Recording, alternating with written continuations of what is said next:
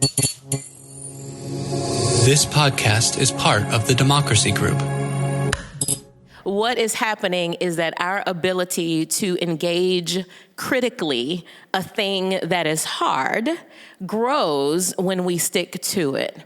I think that we have lost that ability, and so we get to play the "my feelings are hurt" card when everybody's feelings are hurt about something. Many people are offended about something. We don't necessarily talk about what it means to resist the urge to be offended long enough to engage in a creative and helpful dialogue. The Village Square, a nervy bunch of liberals and conservatives who believe that disagreement and dialogue make for a good conversation, a good country, and a good time. At the Village Square, we talk about politics, religion, and race. You know, the topics your mom taught you never to discuss in polite company. Listen, at the Village Square, we make pigs fly.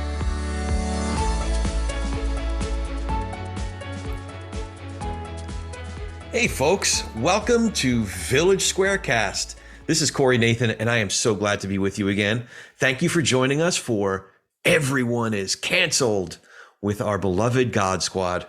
Funding for this program was provided through a grant from Florida Humanities with funds from the National Endowment for the Humanities. Check out Florida Humanities online at floridahumanities.org.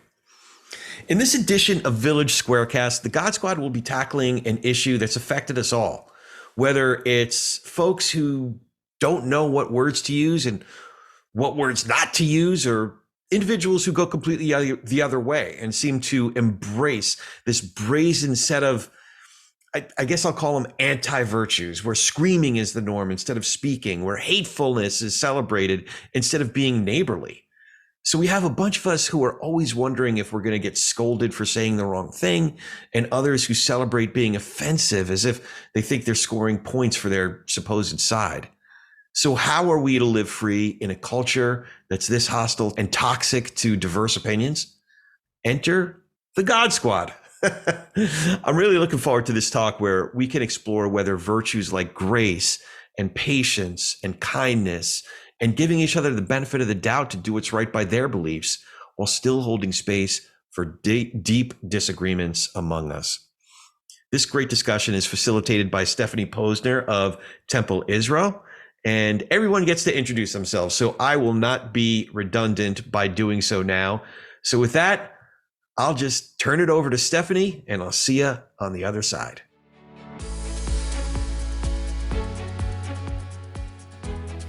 So I'd say while we're waiting for Pastor Joe to arrive, let's go down the line and everybody do a quick introduction of themselves.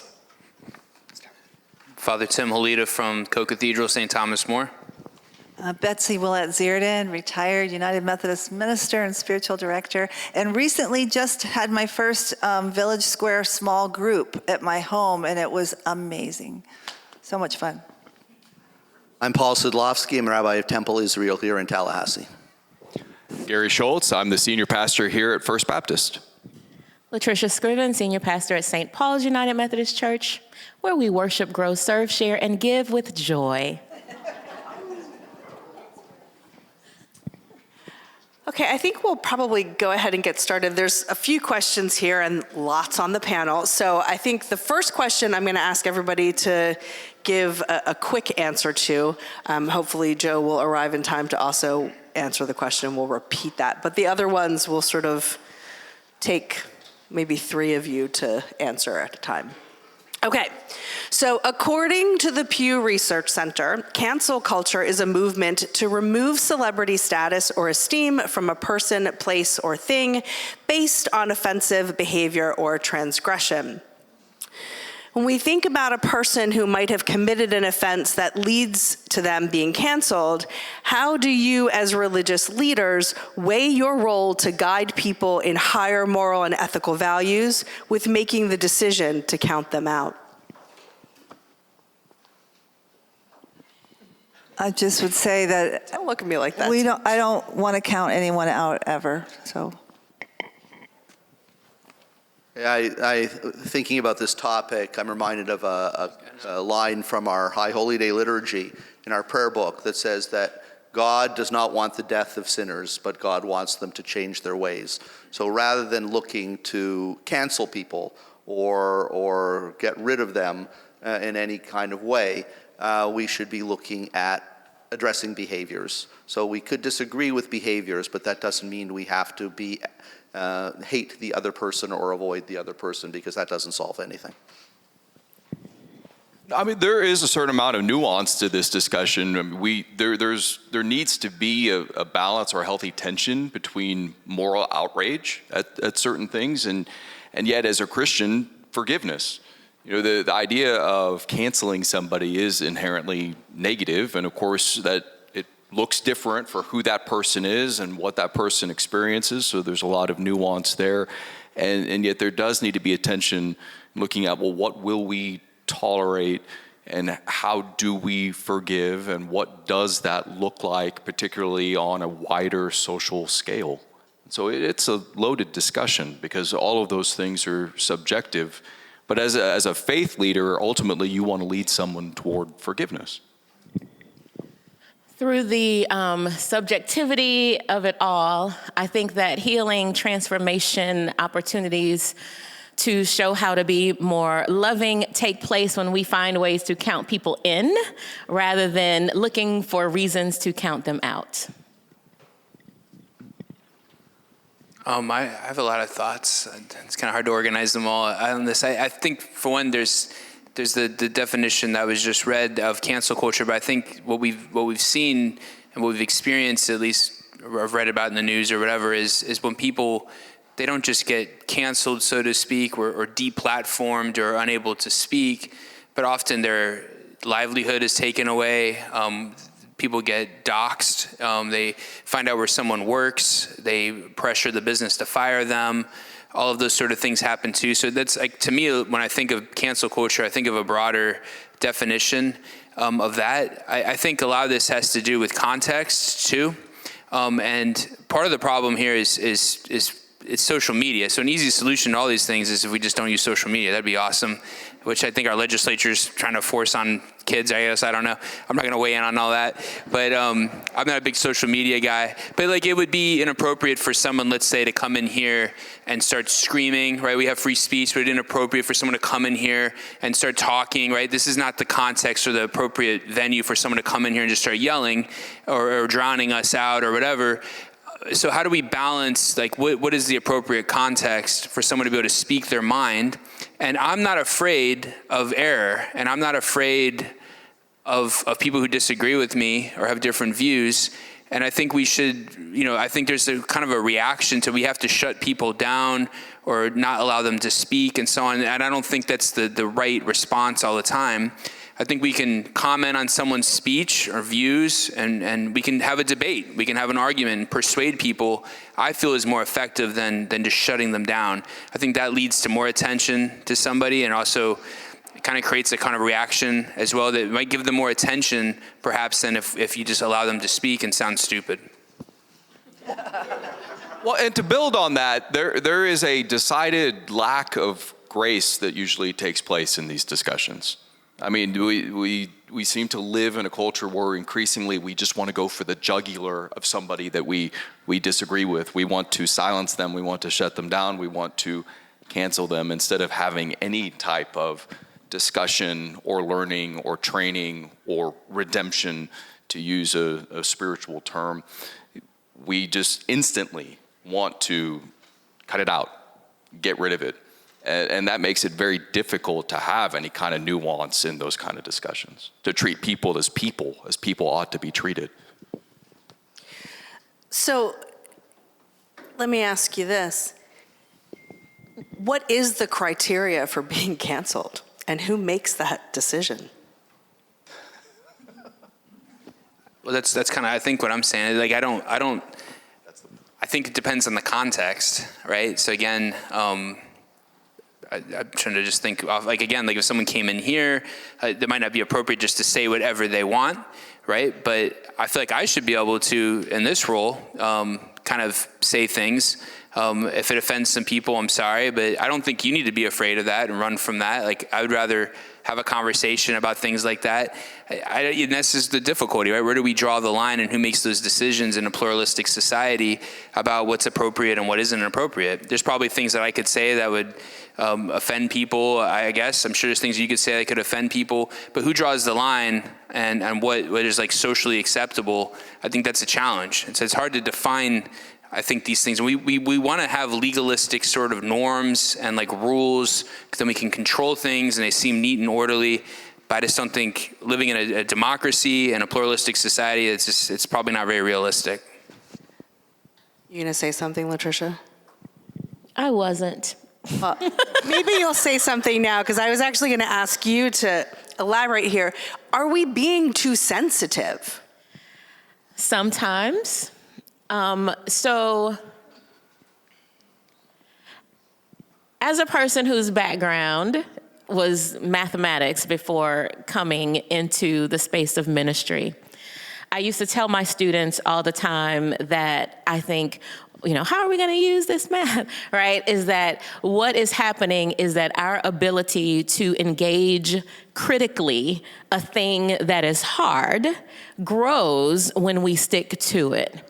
I think that we have lost that ability, and so we get to play the "my feelings are hurt" card when everybody's feelings are hurt about something. Many people are offended about something. We don't necessarily talk about what it means to resist the urge to be offended long enough to engage in a creative and helpful dialogue. Many times we're not having conversations with people. We're giving snippets online about and to people we've never met, we do not know. We're not engaging humanity. We're engaging words on a screen very often, and holding individuals to a standard that we will not hold ourselves to, because we have standards for them and we have standards for ourselves. And our standard for ourselves say that I'm not a bad person. I may have said the wrong thing in that moment, or I was in a mood, or you know what? I've grown since I made that statement. But to other people, we characterize their entirety of their humanity by a snippet of what was said. So yes, I think that's a long answer to saying I do think that we are sometimes too sensitive because we have not learned the skills to have effective conversation where we hear each other and try to understand. Because I can't really truly disagree with you if I don't understand what it is you're saying in the first place. Go ahead.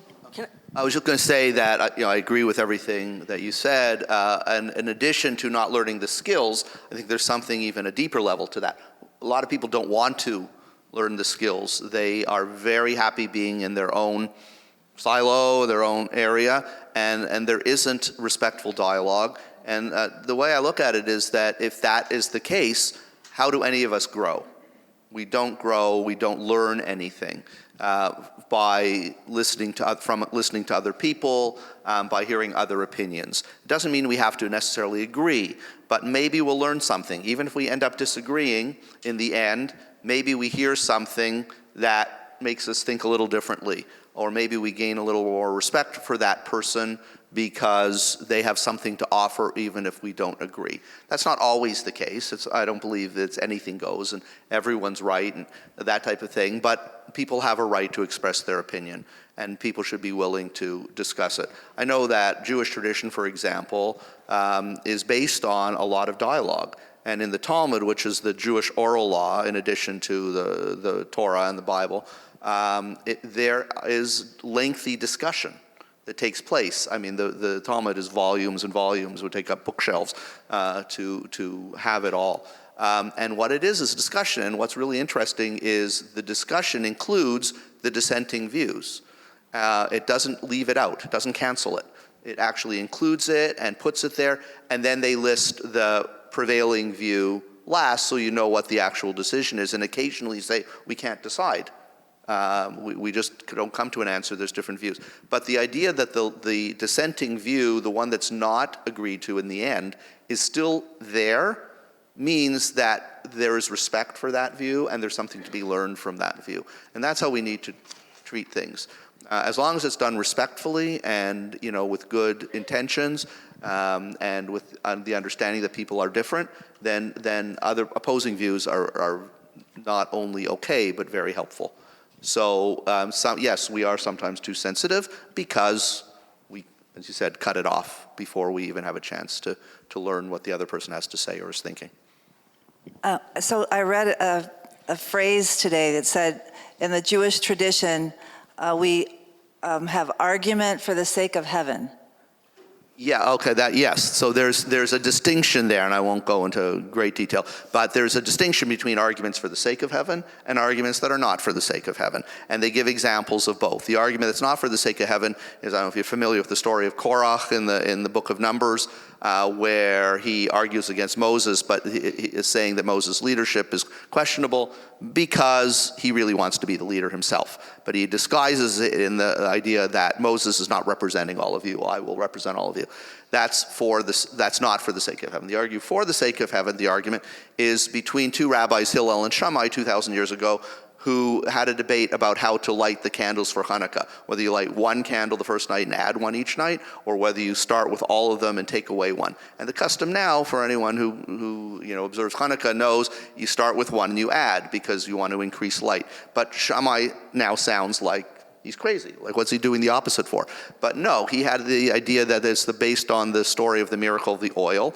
The oil was found enough to last for one day, and it actually lasted for 8. That's the story in the Talmud of the miracle. And so Shammai wanted to represent the decreasing oil each night. So there's a reason for it. It's not just, I just want to do the opposite of what you're doing. So if you just said, oh, Shammai, you're canceled, forget it. We don't want to hear your point of view. You wouldn't think about that and say, oh, well, that's part of the story. When I read that, I thought what a lovely phrase that is, argument for the sake of heaven. And we're talking about we've been hearing about the importance of dialogue. And one thing that I heard you say, Rabbi, is that people are happy in their silos, or I don't think they're happy so much personally as I think that we've lost the art of conversation. We've lost the art of dialogue. We don't have dinner table discussions around our dinner tables with our children or with our spouses. I think that people don't have the skills, similar to what you were saying, Latricia. They have to be taught the skills to stay involved. And along with not being able to have a conversation comes not being able to have an argument, comes not being able to think critically. Sorry, can I just throw one more thing in? So we're hearing a lot of conversation about conversation. So what I want to ask you is to develop this thought a little bit more around behaviors. So actions that people have taken, and not necessarily just what they've said. Where is that line? Is it criminal behavior that cancels a person? Harvey Weinstein. He should be canceled. Okay, but I'll give you another one. Kanye West. Kanye West. He wasn't. Depends on. It depends on, again. Depends on your gang. Depends on your crew. But Harvey Weinstein is a good example of somebody who has committed behaviors and actions. And is that the line we're looking for? Well, I think that raises I thought you didn't give up on anybody.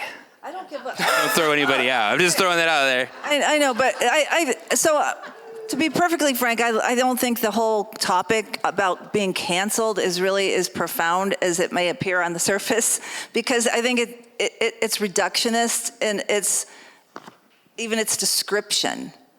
So Harvey Weinstein needs to be brought to justice and kept from hurting people. And it doesn't mean that he's canceled as a human being, and hopefully he has a great rabbi that is working with him, and he has an opportunity for repentance. So what are we even talking about when we say canceled? Is it because of that country western, is that a genre? The song, the song? Yeah. The song. We talked about it a couple months ago? Yeah, a couple months ago. Well, that's how this conversation started. So tell us. What do you remember? Is it in a small town? Something like that. Old little town or something? I don't know. town. Try that Not in a in a small small town. town. Was that what it was? Yeah. Didn't we talk about A little it? bit. We did.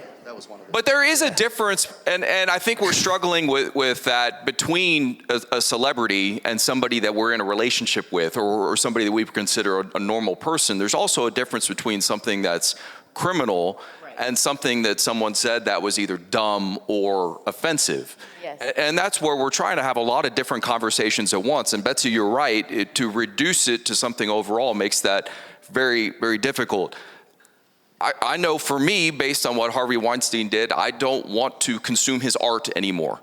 But there are other artists who have said things that, or done things that I find very offensive, but not on that level. And again, I think that's something that's subjective for different people. There are certain things that I hope that just about everybody could agree on, and what Weinstein did, I hope would be in that category. But even there's a distinction between how I might treat a celebrity and then how I might treat somebody in my church or someone in my neighborhood, a friend, and how we would relate and work with that person. And I think that's an important part of this discussion. For the most part, the people that we interact with, we're going to want to keep that relationship, do the hard work of being in a relationship, and lead them toward hopefully some kind of restoration. I would hope, whatever that is able to look like. But that's very different than how I might interpret or interact with a celebrity who has done something that's easy for me to write off. I want to add, as a proposal, like there's like unwritten rules perhaps here with us, right? That we're generally trying to have a type of conversation here, and we respect one another and so on. So like, again, like certain things would not be appropriate here, and if we did it, we would be canceled, so to speak, from God Squad, right? Like we wouldn't be allowed to come back because we're not following the rules. Does that make sense? So I think that people, again, like I think everybody needs to have the right, and I think Jefferson would agree with me, like that we need to have, people need to have the freedom to express themselves, and it could be awful and horrible or good or whatever, somewhere in between.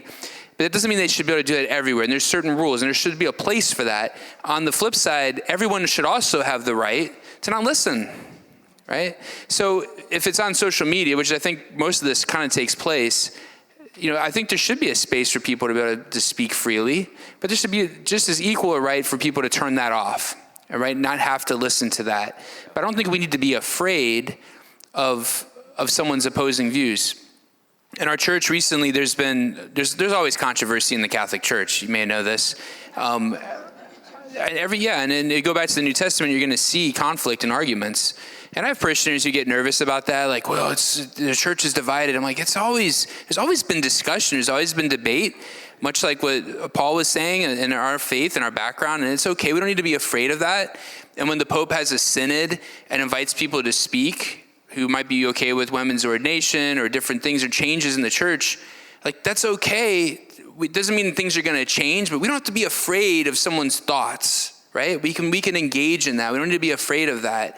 I think that's a good, but there's the context, right? Like, where is this appropriate for this time or not? And I think that's sort of the kind of the discussion. One little caveat, like with Harvey Weinstein, I think again, it's all about freedom in some ways, right? Like You could say Chris Brown too. I mean, Chris Brown, okay. He's a musical. He was a musical artist? Is that the guy? Yeah, okay. So should people listen to his music or not?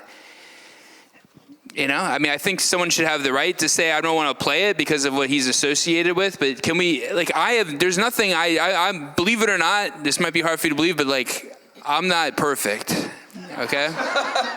And believe it or not, there's definitely, I guarantee every single one of us here, if we sat down, we're going to find something we disagree on. Does that mean I should be totally tuned out? Does that taint everything I've ever done? Is art separate from the person? Those are very interesting philosophical conversations, but I don't want someone forcing me to not listen to somebody or forcing me not to listen to someone's music or watch their films. And I also don't think someone should be forced to play them either. So I think, to me, that's what it kind of comes down to. Yeah, just to dovetail on that, I agree that this has come up with musicians There's been a Jewish debate for years about Wagner, a great musician, but terrible anti-Semite, and a lot of Jews would say, I'll never listen. Then we have comedians like Bill Cosby, Woody Allen, people like that who were loved, respected by many people, and now, absolutely hated by many people, and things like that. We have restaurant chains that people will boycott Chick-fil-A or other stores, Hobby Lobby or other things like that for their views. But when one group makes a big fuss and says we're boycotting Chick-fil-A, I guarantee you, because I've seen it, there's a line around the block at Chick-fil-A. So you're not canceling them by doing this. You might be feeling, righteous indignation if you don't agree with what they stand for, but you are certainly not canceling them. You're not making, if anything, you might be actually increasing support for them. So it's one thing to say, I won't listen to the music, I won't eat at this place, I won't do that. That's your personal choice. But to get angry at other people and then stack a whole bunch of assumptions on that person, you eat at this restaurant, you listen to that artist, therefore you're a this, you're a that, or you don't care about this. It's too much, because it is not who the person is. It's one particular view. They may just like the food, or they might just like the music. They're not, trying to represent what that person's, arguable flaws are in terms of their own personal beliefs. But so we have to be careful with that. And that's what happens in every discussion, whether it's religion, politics, anything. People have triggers now so easily that they will jump on another person as soon as they hear them mention a word or a term. And that doesn't represent the whole person. That just represents their feeling. And maybe they have reason to believe that it's valid. Maybe it's not what you think they mean. So again, it goes back to the discussion and the need to listen and not just wipe out. And that, to me, that's what canceling is. It's just completely ignoring. I'm also thinking of the statues. That was a big deal recently. The tearing down of statues, Confederate statues and things like that. Does doing that make the world a better place, even if you don't agree with what those people stood for? Or does leaving them up serve as a reminder to people of the importance of not following what they say, but remembering that this is an unfortunate part of our history, and we need to remember that and not erase it, because it doesn't make the racism or issues disappear by tearing down a statue. What it means is people kind of forget about it. This is serves as a trigger for discussion in a positive way, to keep people's, keep the discussion going, rather than, again, taking sides and not refusing to do anything about it. So there's a lot to think about. I have so many thoughts. One, I think me trying to dictate other people's actions and thoughts seems exhausting. And perhaps the question is, what am I going to do, right? And because everything is so subjective, we are looking for objectivity in things that are deeply subjective. And to the point of who gets to win, usually it's where the power is, or the loudest voices. And so we know that power, whatever that means for you, matters. And that's how things sometimes get determined. And sometimes it's a bunch of people that don't know each other that come and have voices, and they get the thing taken down, or the person, no one is ever going to listen to them again. Sometimes that's not what happens.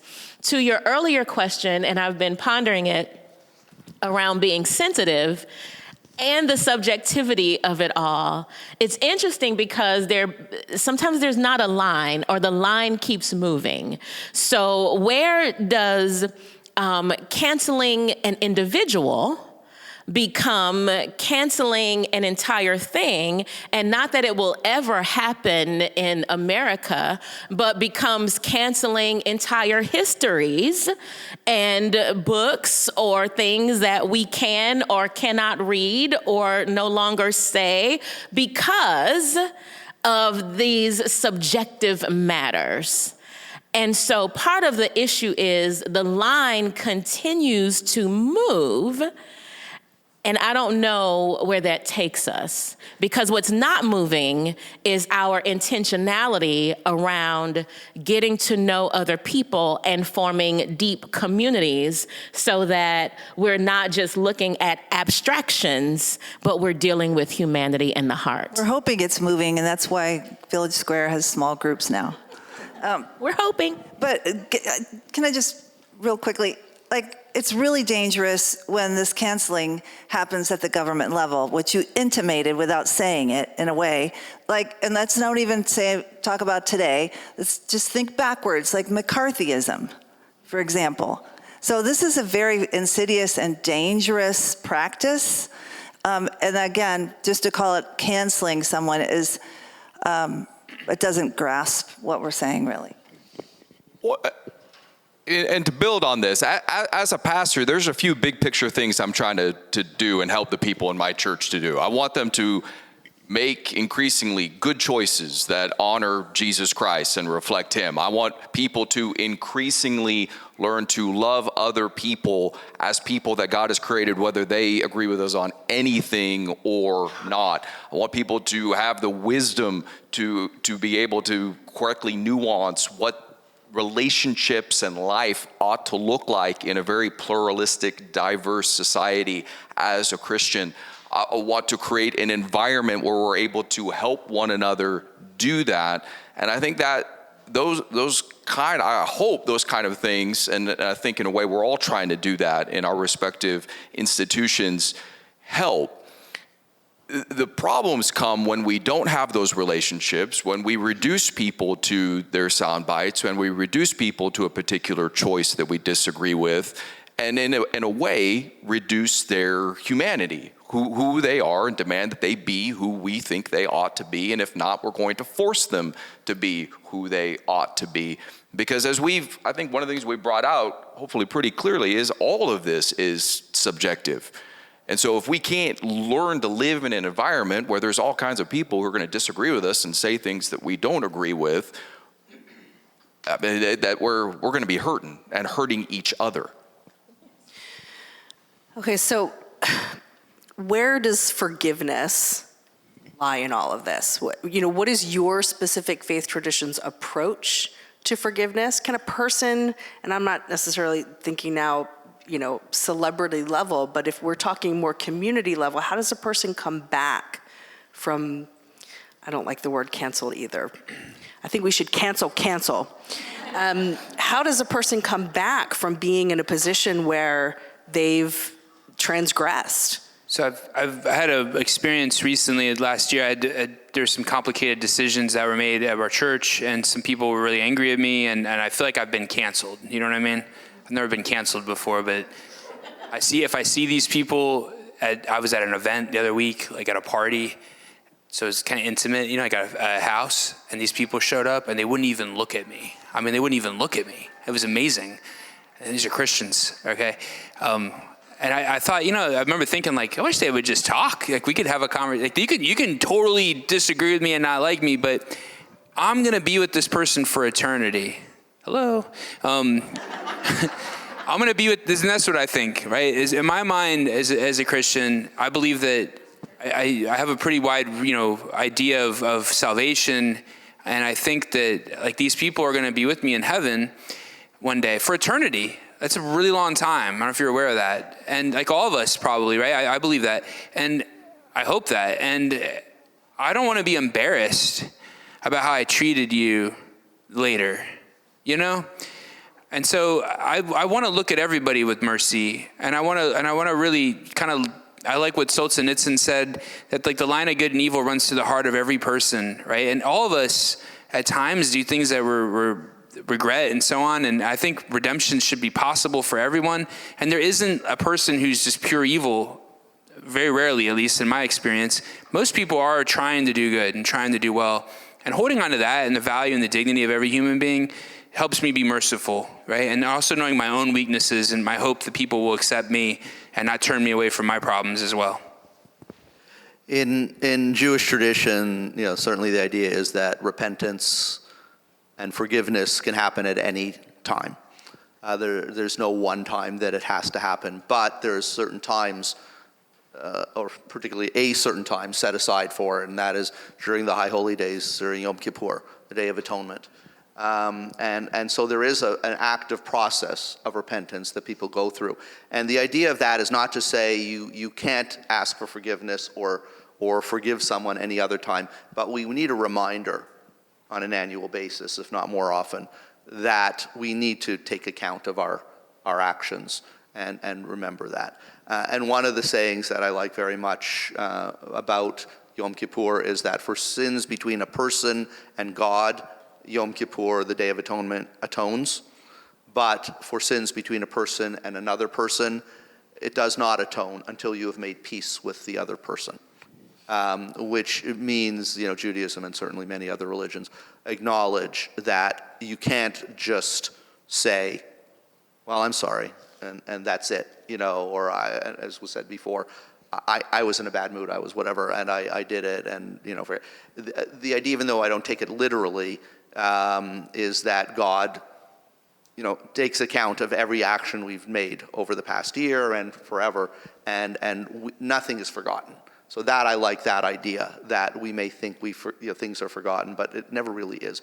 So as far as forgiveness and repentance, it is important for us to understand that we should be open to forgiving ourselves, to forgiving others, but it can't just happen automatically. The person has to want to be forgiven. The person has to show remorse. They have to show change in behavior. It's not just saying something or going through the motions. You have to actually change your behavior. And if that's the case, then we should be open to forgiving others. But to just say, oh, everyone's forgiven, it doesn't work that way unless people are sincerely wanting it. And just before, Latricia, before you speak, just to add on to what Rabbi's saying about Yom Kippur, there's a process for individuals, right, to go to people, and we actually say, I ask your forgiveness for anything that I may have done to cause you harm or pain intentionally or unintentionally, right? Because sometimes we transgress and we don't even know, and that's part of the forgiveness as well. Go ahead. Well, and as a Christian, forgiveness is central. It's key. It's everything. We believe that every human being is a sinner who has sinned against a holy God, and that God in Christ has taken that sin upon himself to free us from that. And that the moment we ask him, he forgives us. And then what does Jesus teach us over and over and over? If you have been forgiven much, you must forgive much. Lord, how often am I to forgive? You are to forgive 70 times 7. And obviously that's not literal. On the 491st time, you don't just to get to, that's right, I get to take care of that. We are to be forgiven people who know that we have been forgiven. That's the key to life together as a church, but we believe that that's the key to life together as human beings who are broken and sinful and need redemption and help from one another. There's a verse in James 2:13, that talks about how if we judge others without mercy, then our judgment will be merciless. And yet mercy triumphs judgment. And that's a reminder that the mercy of Christ triumphs any judgment that we might bring upon ourselves. But it's also a reminder to us that we are to treat others with mercy, not judgment, in each and every circumstance. And without that, life together really isn't possible. I'd like to just I'll be quick, I promise. I promise. Maybe there's a difference. I wonder if our English language, we use the word forgiveness, is a little bit limited. We can have different meanings and different conditions. But for me, my example is Jesus on the cross praying, Father, forgive them, for they know not what they're doing. Those people didn't repent in that moment, but he still prayed for the mercy for them and forgiveness. And that's the attitude that I adopt. But there is something to be said for people who don't convert or repent or do something evil, and like, how do you forgive them? So I think there might be a limited language here, a limit in our language of expressing this, but for me, forgiveness, mercy can be unrestricted in that way. But there's another quality of forgiveness that requires someone actually being sorry to receive that as well. So, yes, part of what I was going to raise is I do think that there's a difference when a process is being followed and someone is repentant and deeply sorrowful, and that's great, and it may make forgiveness easier, maybe, and what happens when it doesn't. And also remembering that forgiveness is not only a matter of the heart, it is also a process and its own process. And it doesn't mean that everything is just done. So even with the God forgive them for they know not what they are doing, don't cancel me when I say this or do. The way that I often think of it is, what if in the fullness part of his humanity, Jesus is saying, you know what? I don't know if I'm all the way ready to forgive yet, but Father, you forgive them for they know not what they are doing. What if that's one of the pieces and a step towards forgiveness until I get ready? The other part of that, and you may have heard me quote it before, because my personal thought is, God forgive them for they know not what they are doing, even when I think they exactly know what they are doing, because at our depths, we are too broken to know. So it doesn't mean that I necessarily excuse or any of those things, but I'm recognizing that in our collective brokenness, that is a deep part of the sadness of our humanity, where there is also joy, right? Some of us have experienced such brokenness that cannot be understood or ascertained, that the most humane and loving thing that we can do is say, I don't know why they're behaving this way. I don't know why they have these thoughts, because their thoughts are not my thoughts. And I can also say, forgive them, even when I think they do know, because we are too broken to know.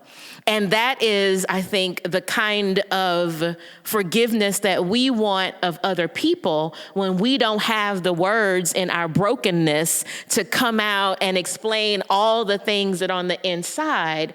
But it's a really hard and spiritually mature thing to do that has love at its starting point. And its ending point. And I'm thinking and looking at somebody that I'm thinking of about a panel that we did here, very powerful, years ago, around restorative justice. So I just wanted to throw out the words restitution and restoration as part of anything that leads to wholeness or is motivated by love and ends in love. And it's hard, and it's not just words. Well, forgiveness costs. I mean, somebody can throw a brick through your window and you can forgive somebody. Somebody still has to pay for the window in order to fix it. Either that person will do that or you will have to do that. And that is a mature thing to move. And there's also, I think, an important distinction that we often miss. Betsy, you alluded to this, where forgiveness ought to lead toward restitution whenever possible. It ought to lead toward reconciliation whenever possible, but sometimes we know that there's only so much possible with us. But that comes back to what are we doing to try to move toward that the best that we can. But there is always a cost with that. And that's where, as a Christian, we fall back on, well, Jesus paid that infinite cost. We're able to pay that cost. I think that also leads into the idea of there needs to be a balance between mercy and justice. And that, the traditional Jewish teaching is when God came to create the world, God used equal amounts of justice and mercy in creating the world. And the analogy that's given is of a vessel that has both cold and hot water in it, extremely cold and extremely hot water. If you put too much cold water in the vessel, it will crack. If you put too much hot water in the vessel, it will crack. It needs a balance of both. And so when we talk about mercy, and I'm sure we generally would agree that mercy is a good thing, a positive thing, and we need to have more of it sometimes, we also can't forget the other side of justice and trying to find that balance. So as far as forgiveness goes, there needs to be forgiveness that is appropriate for that act or that person, but also a sense of trying to understand. And as was said, I think the way of putting it is ultimately only God can judge. We as human beings cannot, we can try our best to, we have a legal system, we have legal authorities and so on. We have religious codes that we try to, all of us, practice as best we can without abusing our leadership and acting in what we think is the right way. But ultimately, I think we all know that we're flawed, and we have to ultimately recognize God as the authority. And so if you believe in the idea of an afterlife, then ultimately people are rewarded or punished accordingly, but everyone has the opportunity to seek forgiveness. So it's an important thing to realize that while we have a responsibility to assure justice in the world and take care of each other, we also have a responsibility to not, be the policing everybody. Stephanie wanted me to stop you. I was just Sure, Stephanie's not alone, but yeah. No, I just thank you, everyone. Thank you, Rabbi, for finishing up in a great space of Baruch Le'ana Emet, which is blessed be the one true judge. It's now time for questions, so that's why I wanted to make sure we stopped. If you have a question, just raise your hand and we'll come around with the mic. We have a couple of volunteers that are also going to go ahead and pass out the post surveys. Jessica. Thank you all. Great discussion. I had a question about serving as whether it's a intermediary, a bystander, however you want to frame that position, but essentially, if you are seeing conflict that is leading to cancellation threats or, that kind of behavior, either in person or online, how can you contribute in a positive way as kind of the third party that's observing? Is there a role to play, or are you like, hey, this is a dumpster fire, I got to get out of here? Or can you really, is there a way for you to try to thoughtfully bring the parties to a more, at least, neutral and understanding space? I think for me, if it is in front of me happening and it's people, right, that's one scenario where there can be a role. I tend to not jump into online things because I don't see that as real. I see that as a place where people like to just do the things, and it's not as meaningful, especially when it's not even anybody that I know. But if it's a situation that is right in front of me in the church, in the community, in the family, then there is an opportunity to kind of stand in the gap and help people to have conversations, right? We do it all the time to try to understand the sides and come to a thought. Online, it's a whole different thing that's happening on social media for me. And to build on, I think that it comes back again to relationship. Right. Do you have the relationship with that person to be able to meaningfully, or are you going to inflame the situation? And while I would characterize online discourse a little differently, again, I would look at that in a way that it's very difficult to tamp down those type of discussions. In other words, our online discourse tends to reinforce that. And again, for the most part, I believe you have to have those kind of discussions offline. Again, that's going to come back to relationship, and that might mean reaching out and trying to begin a relationship if you feel that that's necessary. But that's going to be key for those type of discussions. Sure. Oh, okay. Thank you. So I've listened to you all talk about cancel culture, and much of what you talked about is in the personal realm, morality, personal morality. I'm in the university system, and so the way that I experience cancel culture is much more political.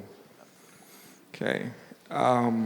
If you talk about somebody, do something, give them room for restoration, redemption, that sounds great. But what do you do when you know the cancel culture is serving your political aim? How do you muster the moral fortitude to resist utilizing something that you know is wrong, but it achieves what you think of as God's work? So for instance, diversity is fine, but when you wrap it in something called wokeness, oh, you weaponized it now, and it's something very different that can achieve a different end. So what does the faith-leading community say to people employing cancel culture as a political strategy for political use when you know morally there's something wrong with the foundation of it? I try to say something. It's a great question. I think we had an experience at FSU a couple years back. One of the students from my group actually got in some big trouble. It was all in the news. He was the president of the student senate, and he said some things in a private chat, and it was related to it was during a lot of the George Floyd protests and so on. It was a very emotionally charged time, and he said some things about the organization of Black Lives Matter supporting certain things that might be contrary to our faith. And it just suddenly, some people got offended, they blew it up, and he ended up being canceled. He later sued the university, and I guess he won, but let me just say this. There was two things I observed. On the one hand, he sat, and he heroically did this. He sat there and took a lot of abuse. These students came at him, they cussed at him, they called him names, there's hatred, and that's not justice, right? I don't think that's justice. On the other hand, I think that students have a right to have whoever they want representing them in the Senate. So if they found out this guy believes this or that, they have the freedom to choose somebody different. So how do you do that? I think you have to have the courage, and I think I've seen on both sides, I think the left gets more attention for being cancel culture, but I see it all the time on the right side as well. And it's funny how blind we are that people who are against cancel culture will then quickly say, can you believe, like they'll say to me, can you believe Notre Dame let this guy speak? He believes in this and this and this. Like there's a big uproar when President Obama spoke at Notre Dame some years ago. They should not allow him and so on. These are the same people who complain about cancel culture. So I think we have to have some real values and real self-discernment and real honesty and humility that it's not just about power or who's in charge, but are we really seeking the good and the truth and not just what my ideology or my politics says? It's much easier said than done, but I would say that what we need to do is to try our best to make sure there's moral equivalence, if that's the right term. So, for example, I'll have to broach a very sensitive topic as a rabbi and as a Jew. On campuses all over, there is such horrible vitriol against Israel being spouted by students and ignored or supported by leaders, professors, and I've seen screenshots of assignments to talk about how Israel is imperialist and all this. I'm the first to say I don't agree with everything that the current Israeli government is doing. And I have a lot of sympathy for innocent Palestinians in Gaza.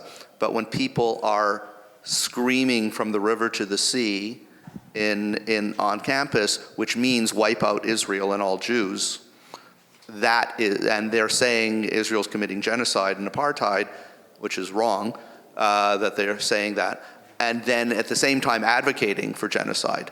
That's wrong. So we need to do that. However, if someone, a Jewish student or professor or anyone on campus, got up and spouted such vitriol the other way, that has to be spoken up against. And it's okay to stand up and say, I support the rights of Palestinians, I support the people of Gaza, and so on. It's not okay to say, wipe out Israel, all Jews are terrible, all these things. And to have university leadership support that is absolutely despicable. But there has to be fair. And so I'm not saying don't allow people to get up and protest for Palestinian rights or protest the war. They're entitled to their opinion, and they have valid points. But they shouldn't be taken to the extreme, and neither should people supporting Israel do anything extreme to to show their support. And that there should be, what should be happening on these campuses is the encouragement of dialogue, because people would find they have a lot more in common than they think. But instead, there's I'm waiting for violence to break out. It's terrible. So we to answer your question more directly, we need to stand up for the rights of people to speak and not say inappropriate things, even if it's not in favor of what we're saying. It has to be fair across the board. Patricia, go ahead. And then one more question. I also think that because you're asking, like, what will we do? Like, we're up here representing members of the God Squad. I think one of the things we can do is influence the spaces in which we serve to help people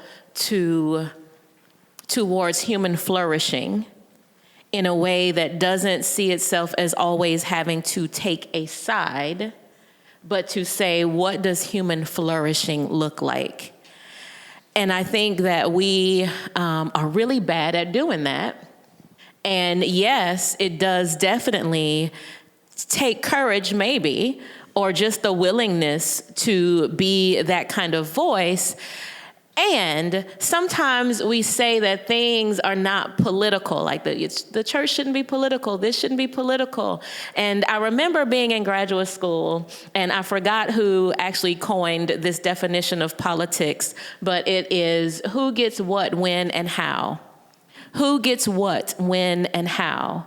And when I understood that definition, what I understood is that even though we politicize the term political, right, that so many things actually are, and Jesus actually influenced who gets what, when, and how, and challenged how we understood that. Challenged and often flipped scripts and tables to challenge how we understand who gets what, when, and how. And so when we can speak towards that from a space of human flourishing, I think we're at least towards the right track. Thanks. So one final question. One quick question right up front. I'll hold it for you. Oh, thanks.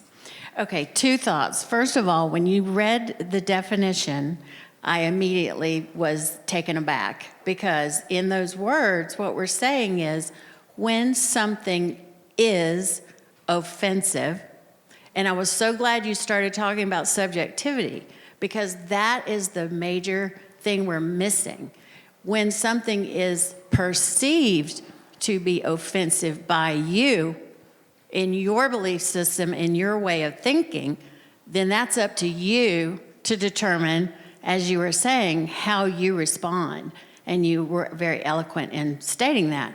So I really appreciated you to keep repeating subjectivity, subjectivity. The second thing was, I think Rabbi Paul, you spoke about when you were talking about forgiveness, and you said something along the lines, and I'm not quoting you, that a person has to want to be forgiven. I think that we have to realize, again, we may think they need to be forgiven, and they may think, I'm perfectly fine. I don't need forgiveness. So, you know that old saying about not forgiving is like drinking poison and expecting the other person to die? So we have to take care of ourselves. So our perception is always, that subjectivity. We have to go, I'm going to let you have your journey so that I can have mine.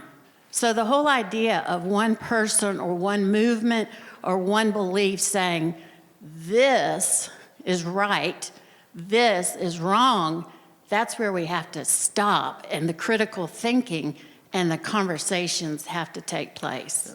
I appreciate your comment. I'll address the second part. While I'm not going to change or say that I do believe that a person needs to want to be forgiven, I do agree with what you're saying in terms of saying forgiveness is for the forgiver even more than the forgiven. And I absolutely hold that to that and agree. So to that extent, I agree with what you're saying, and I didn't mean to imply But I do think it is important for the person who has done something wrong, even if they don't believe they did, to seek forgiveness from the other person for having harmed them, as we said, intentionally or unintentionally, because there was a misunderstanding. And maybe the way they can do it is to have a dialogue and clarify. I've certainly done that in my life, where people have been very upset with me for something I never said or did, but they heard that I did or misinterpreted, and I sit down with them and I talk about it, and they come to realize. And of course, there are times when I actually did something that was wrong, and I ask for forgiveness for that. But it's important. That's why the dialogue is important. But yes, I think that it is important to forgive, even if the person isn't necessarily repentant. You can try to talk to them, but if they're not, you're going to eat yourself up inside if you don't forgive them. So for your sake, and if not for theirs, you need to do that. So I agree. Thank you, Rabbi. Yeah, I'm sure many of you that would agree that this is my favorite way to start the weekend. So let's give it up for our God Squad. They were awesome.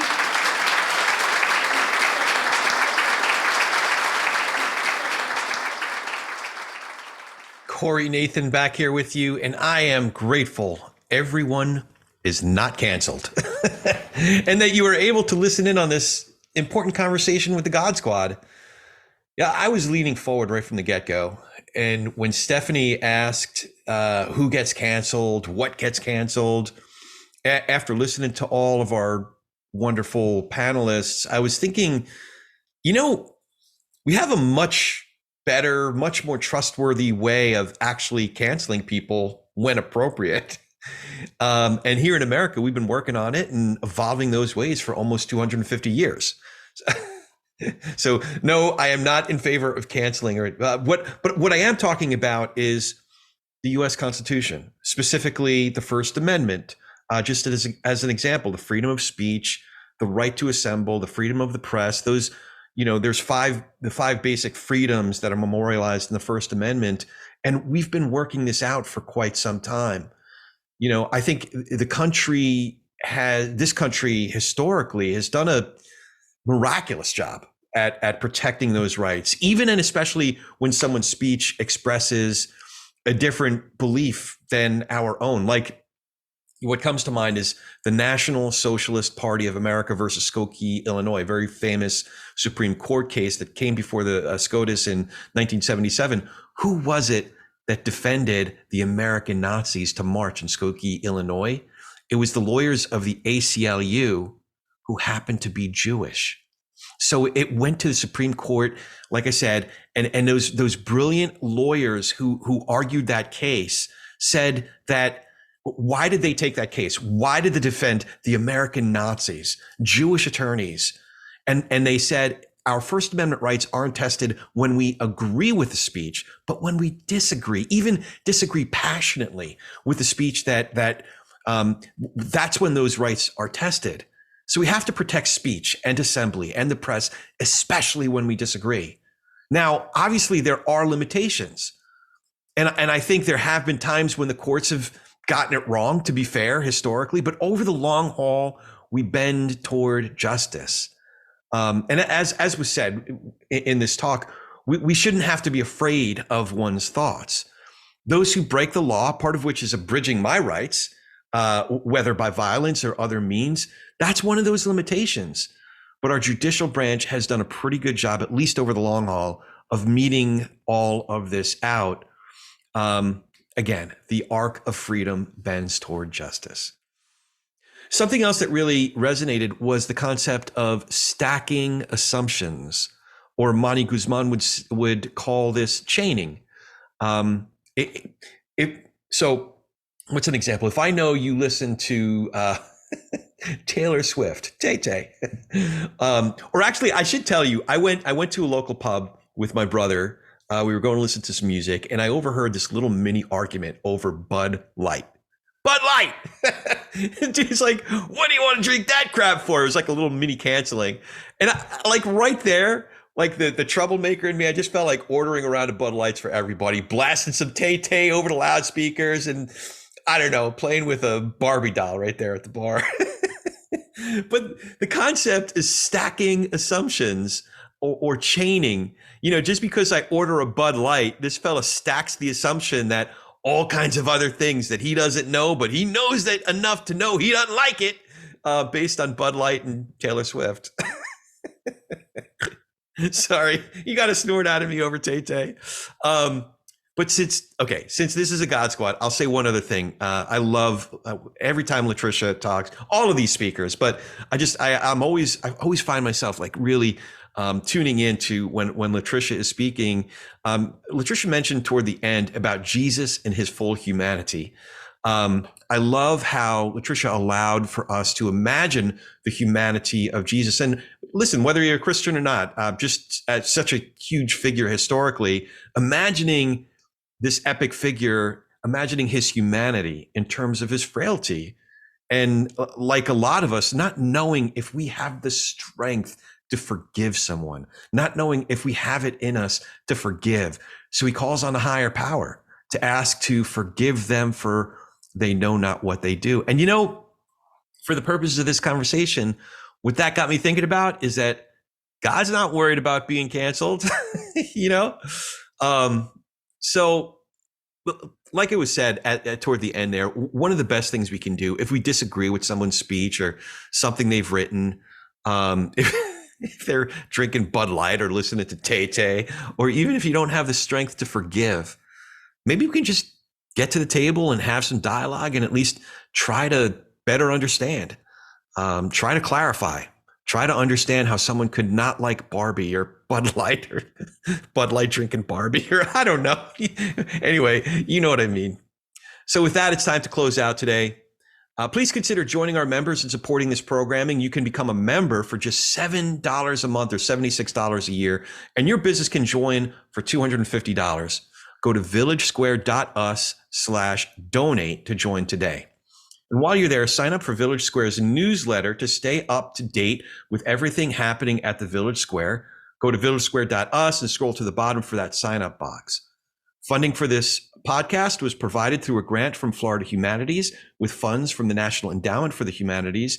Any views, findings, conclusions, or recommendations expressed in this program about Taylor Swift, Bud Light, or Bobby, sorry, or anything else, do not necessarily represent those of Florida Humanities or the National Endowment for the Humanities. We appreciate you listening to Everyone is Canceled with our beloved God Squad. So until next time, we challenge you to reach out with an open heart and mind to someone who doesn't look or think like you. It changes everything. We'll talk to you soon, and thanks so much for listening to Village Squarecast.